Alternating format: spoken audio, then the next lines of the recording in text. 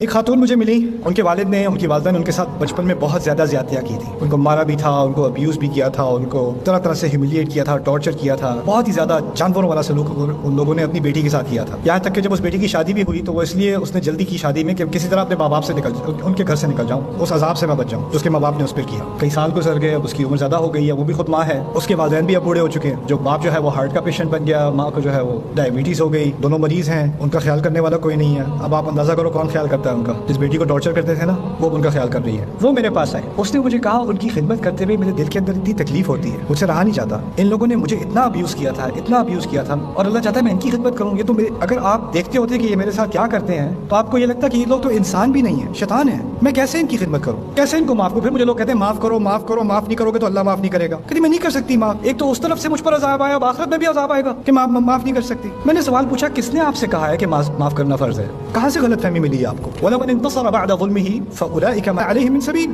اگر کوئی اپنی مدد کرنے لگے، اگر انصاف کی طلب کرے، اس کو باقاعدہ ڈیمانڈ کرے، اس کے خلاف آپ کوئی کیس نہیں کر سکتے. اللہ تعالیٰ نے اس کی کھلی چھٹی دے دی. اور پھر بعد میں بھی یہ بھی کہا ہے فَمَنْ عَفَا وَأَصْلَحَ فَأَجْرُهُ عَلَى اللَّهِ. جو معاف کر دے اور ریکنسائل کر سکے، کر لے، اس کا اجر اللہ کے ہاتھ، اس کے اللہ کے ذمہ ہے. لیکن یہ کسی نے کوئی کنڈیشن نہیں ڈالی، لازمی ہے معاف کرنا. یہاں تک کہ یوسف علیہ السلام کے بیٹوں نے ان کو اتنا ٹارچر کیا تھا، اتنا ٹارچر کیا تھا، آپ کو شاید علم نہ ہو، ان کی بیویاں بھی اپنے سسر کی توہین کیا کرتی تھیں، ان کے پوتے بھی اپنے دادا کی توہین کیا کرتے تھے. لولا ان تفندون میں اس بات کی طرف اشارہ ہے، یعنی صرف بیٹے ہی توہین نہیں کرتے تھے، ان ابانا لفی ضلال مبین انک فی ضلالک القدیم، بلکہ ان کا پورا گھرانہ ایک نبی کو جانتے ہوئے کہ وہ نبی ہے کئی سالوں ان کی توہین کرتے رہے، وہ ٹارچر سے گزرے ہیں. اور بعد میں جب سارا معاملہ حل ہو گیا تو آتے ہیں ہمارے لیے بھی دعا کر دیں یا ابت استغفر لنا. یہ کوئی آسان کام ہے؟ یہاں تک کہ نبی کے لیے بھی آسان نہیں ہے. اس نبی نے بھی کہہ دیا، یہ نہیں کہا اجل یا ای یا نعم، کہا سوف استغفر لکم ربی، کروں گا ذرا بعد میں، ابھی نہیں، ابھی دل تیار نہیں ہے. اب وہ معافی مانگنے آ بھی رہے ہیں لیکن ابھی دل تیار نہیں ہے. اس چیز کو بھی اللہ تعالیٰ نے اکنالج کیا ہے، اللہ تعالیٰ نے انسان کی تکلیف کو اکنالج کیا ہے. تو اگر آپ کے دل میں ایک سختی آ گئی ہے نا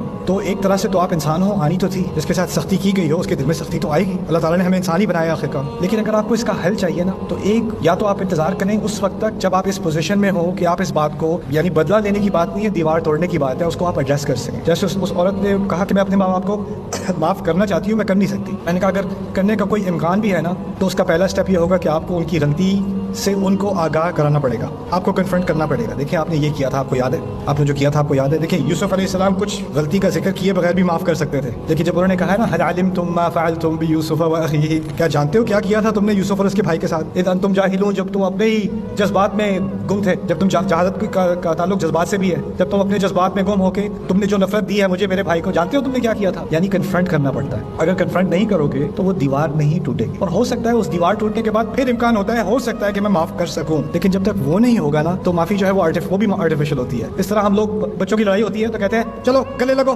ہاتھ ملاؤ، مسئلہ حل ہو جاتا ہے. ایسے وہ گلے لگاتے ہوئے بھی میں تجھے چھوڑوں گا نہیں